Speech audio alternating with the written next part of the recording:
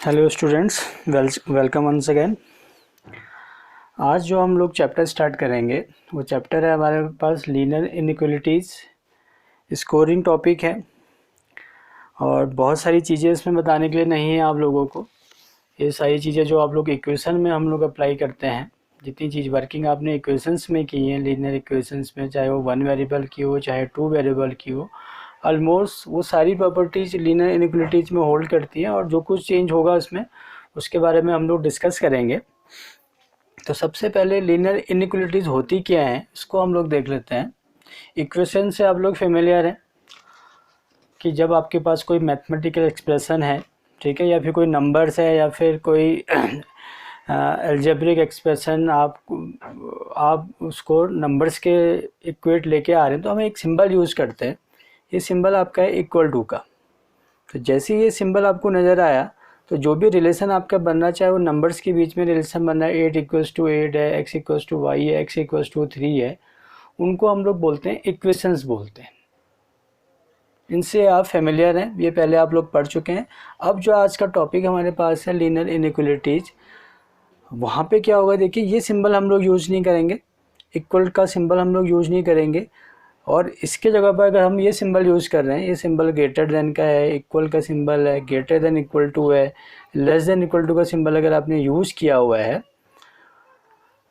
तो उस एक्सप्रेशन को हम लोग बोलेंगे लीनियर इनइक्वालिटीज़। तो इसकी डेफिनेशन लिखी हुई है, देखिए, टू रियल नंबर्स और two algebraic expressions related by the symbol. Symbol क्या लिखा है यहाँ पे, greater than, less than, greater than equal to, less than equals to, form an equality. जहाँ पर ये सिंबल आपको नज़र आ गए, तो जो भी रिलेशन आपके पास नज़र आ रहा है, जैसे मैंने लिख दिया 4 ग्रेटर देन 3, तो ये इनइक्वलिटी है। इनइक्वलिटी क्यों है, क्योंकि यहाँ पे जो हमने सिंबल यूज़ किया वो ग्रेटर देन का सिंबल यूज़ किया हुआ है।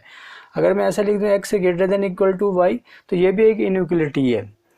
सिंबल कौन सा यूज़ किया हुआ है, ग्रेटर देन इक्वल टू का सिंबल यूज़ किया हुआ है। अगर ये सिंबल चेंज होकर अगर x इक्वल टू वाई लिख देंगे, तो एक इक्वेशन बन जाएगी। तो इक्वेशन और इनइक्वालिटी में केवल एक बेसिक डिफरेंस है। इक्वेशंस में हम इक्वल का यूज़ करते हैं, जो आपने किया भी है।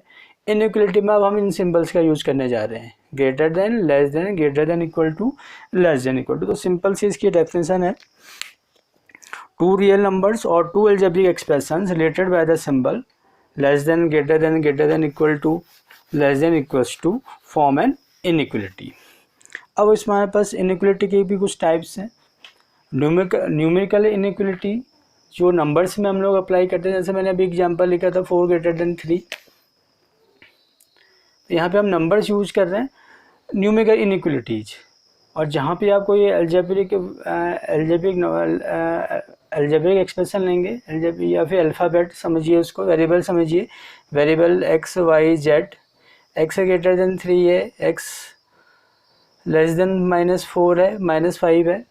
तो इस टाइप की जो इनइक्वालिटी होगी उनको हम लोग बोलेंगे स्लेक इनइक्वालिटी। कैसी इनइक्वालिटी हो जाएगी आपकी, लिटरल इनइक्वालिटी हो जाएगी। ये न्यूमेरिकल है, जहाँ पे हमने नंबर्स यूज़ किए हुए हैं।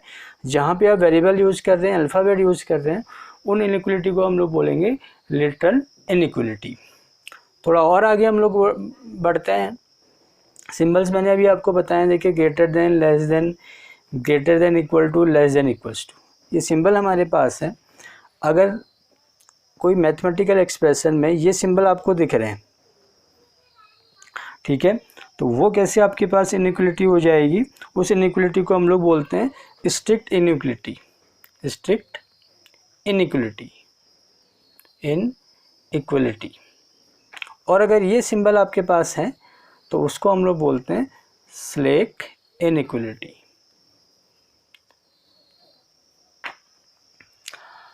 दोबारा से देख लीजिए।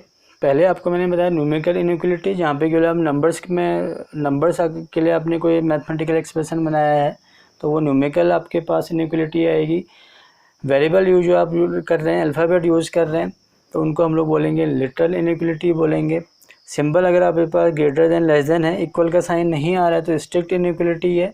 और अगर ये इक्वल का साइन भी इसमें आप ऐड कर देते हैं, तो फिर एक ऐसी इनइक्वालिटी हो जाएगी, बस स्लेक इनइक्वालिटी हो जाएगी। और थोड़ा इसकी प्रॉपर्टीज़ में आते हैं, देखिए कि क्या इसकी प्रॉपर्टीज़ हैं। तो जब आप इक्वेशंस को सॉल्व करते हैं, तो वहाँ पे आप किसी नंबर से मल्टीप्लाई करते हैं या फिर कहीं पर कुछ ऐड करते हैं तो सारी की सारी प्रॉपर्टीज़ इनइक्वलिटी में भी होल्ड करती है। कोई भी नंबर आप क्या कर सकते हैं, इनइक्वलिटी में ऐड कर सकते हैं बोथ साइड में। एलएचएस में भी आप ऐड कर सकते हैं, आरएचएस में भी ऐड कर सकते हैं। किसी भी पॉजिटिव नंबर से आप क्या कर सकते हैं, मल्टीप्लाई कर सकते हैं। एलएचएस को भी कर सकते हैं, आरएचएस को भी मल्टीप्लाई कर सकते हैं। मल्टीप्लाई में डिवीजन भी आपका इंक्लूड हो रहा है। अगर मैं कह रहा हूँ कि 1/2 से आप लोग मल्टीप्लाई कर रहे हैं, इट मीन्स 2 से आप बोथ साइड को डिवाइड कर रहे हैं। ऐसे जब मैंने एडिशन के बारे में बोला है आपसे, तो अगर आप -3 को ऐड करें मीन्स सब्ट्रैक्ट कर रहे हैं। तो जो भी आप नंबर ऐड कर रहे हैं या सब्ट्रैक्ट कर रहे हैं, बोथ साइड कीजिए। कोई भी पॉजिटिव नंबर, मैं पॉजिटिव नंबर इसलिए बोल रहा हूँ क्योंकि नेगेटिव में जब आप मल्टीप्लाई करते हैं तो कुछ चेंजेस आता है, वो अभी डिस्कस करेंगे। तो दो प्रॉपर्टी जो आपने पहले भी पढ़ी हुई है, कोई भी नंबर से आप ऐड सब्ट्रैक्ट कर सकते हैं बोथ साइड एलएचएस आरएचएस में। कोई भी पॉजिटिव नंबर से आप मल्टीप्लाई डिवाइड कर सकते हैं फिर से एलएचएस आरएचएस में। अगर आप माइनस से आप मल्टीप्लाई कर रहे हैं, देखिए एक सिंपल एग्जांपल आप देखिए, 4 इज़ ग्रेटर देन 3 है। अगर मैं इसको -1 से मल्टीप्लाई करता हूँ तो -4 ग्रेटर देन -3 अगर आप लिखेंगे तो ये रॉन्ग हो जाएगा।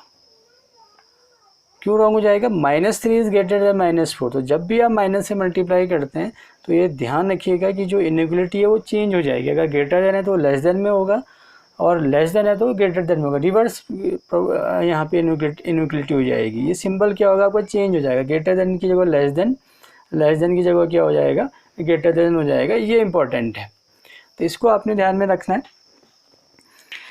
और ज़्यादा कुछ चीज़ इसमें बताने के लिए है नहीं, तो कुछ क्वेश्चन हम लोग देख लेते हैं कि कैसे किस क्वेश्चन को करेंगे। बहुत इजी सी एक्सरसाइज है इसकी, एक्सरसाइज 6.1। क्वेश्चन नंबर 1 देखिए,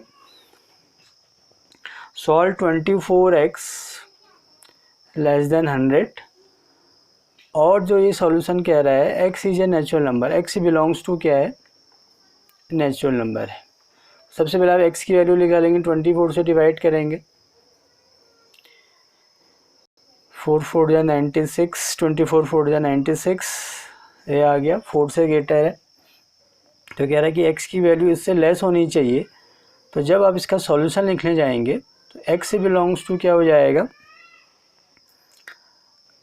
किसको बिलोंग करेगा, इस सेट को बिलोंग करेगा जो मैं यहाँ पे लिख रहा हूँ, 4 3 2 1। तो क्यों 1 तक ही हमने लिखा हुआ है, क्योंकि ये नेचुरल नंबर को बिलोंग कर रहा है। नेचुरल नंबर स्टार्ट फ्रॉम 1, तो 4 से इससे लेस होना चाहिए, तो इससे लेस 4 आएगा, फिर 3 आएगा, 2 आएगा, 1 आएगा। तो ये इसका सॉल्यूशन हो गया। एक सेट आ रहा है इसमें, वो सेट क्या है, 4 3 2 1। एक्स इज एन इंटीजर अगर वो कहेगा, तो एक्स इज एन इंटीजर जब वो कह रहा है आपके पास, तो अब इंटीजर की वैल्यू क्या होगी, देखिए 4 से स्टार्ट हो रही है, एक्स बिलोंग्स टू -4। फिर से एक सेट बना लेते हैं, -4 -3 -2 -1 डॉट डॉट आप ऐसे कर दीजिए, तो ये आपका सॉल्यूशन आ गया। सेकंड क्वेश्चन देखिए,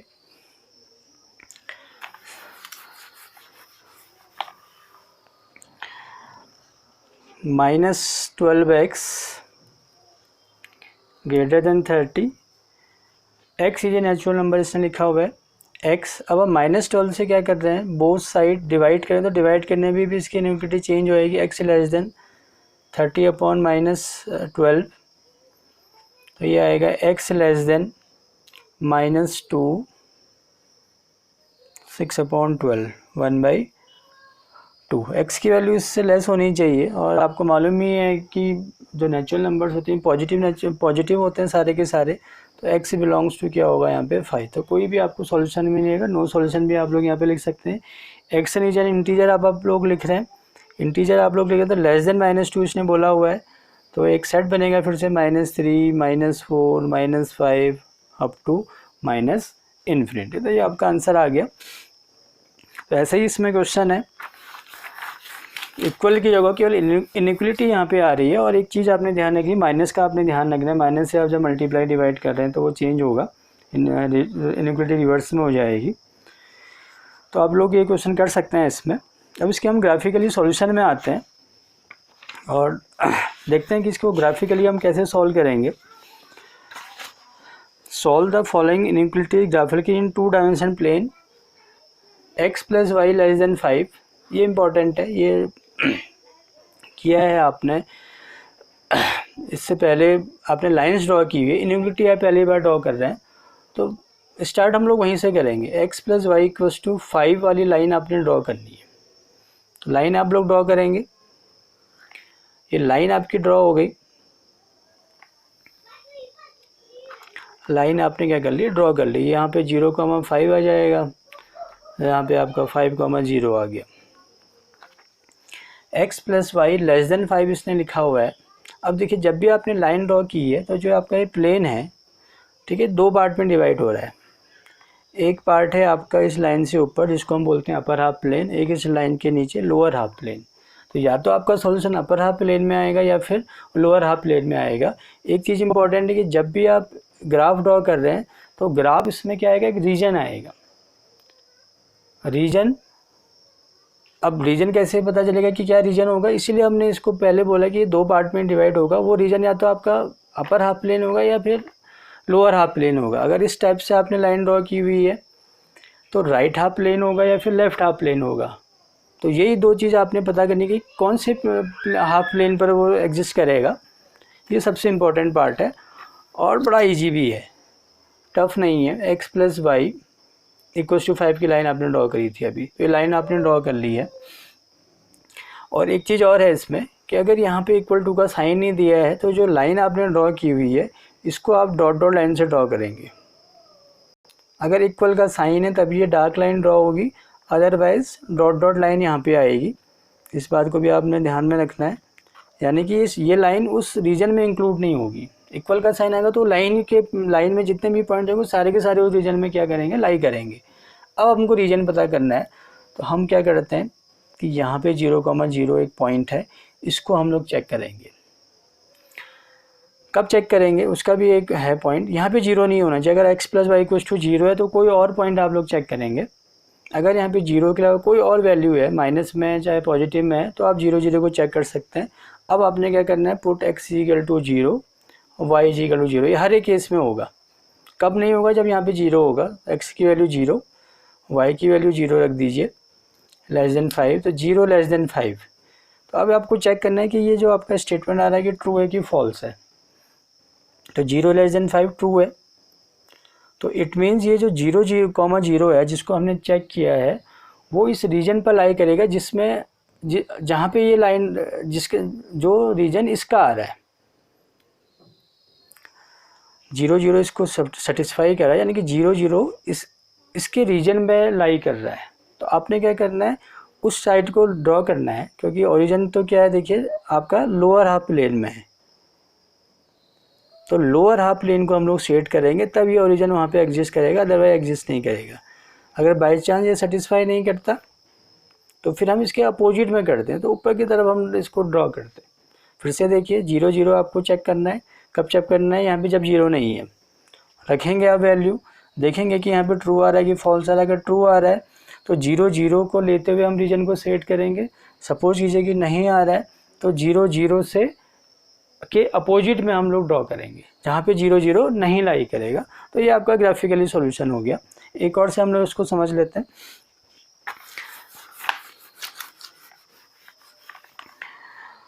six 6.2 question number 2, 2x plus y greater than equal to 6। तो सबसे पहले आपने इक्वल टू में चेंज करना है, 2x plus y equal to 6 equation में हमने चेंज किया, लाइन ड्रॉ करी, x 3 y 6 लाइन ड्रॉ हो गई आपकी, 0,6 3,0। देखिए फिर से दो हाफ प्लेन, एक तो अपर हाफ प्लेन एक लोअर हाफ प्लेन, या तो अपर हाफ प्लेन में आपका रीजन सेट होगा या फिर लोअर हाफ प्लेन में रीजन सेट होगा। अब हम 0,0 को चेक करेंगे, वैल्यू रखेंगे 2 into 0 plus 0 greater than equal to 6, 0 greater than equal to 6। तो 0 की वैल्यू 6 से ग्रेटर या इक्वल ही बोल रहा है, तो यानी कि फॉल्स स्टेटमेंट आ रहा है, फॉल्स है, 0 की वैल्यू 6 से ग्रेटर नहीं हो सकती है। तो अब क्या होगा, देखिए ये सेटिस्फाई नहीं कर रहा है, तो यानी कि जो रीजन हम सेट करेंगे उस साइड को सेट करेंगे जहाँ पे 0,0 लाई नहीं करता, 0,0 यहाँ पे लाई नहीं करता है। तो ये अब आपका आंसर आ गया।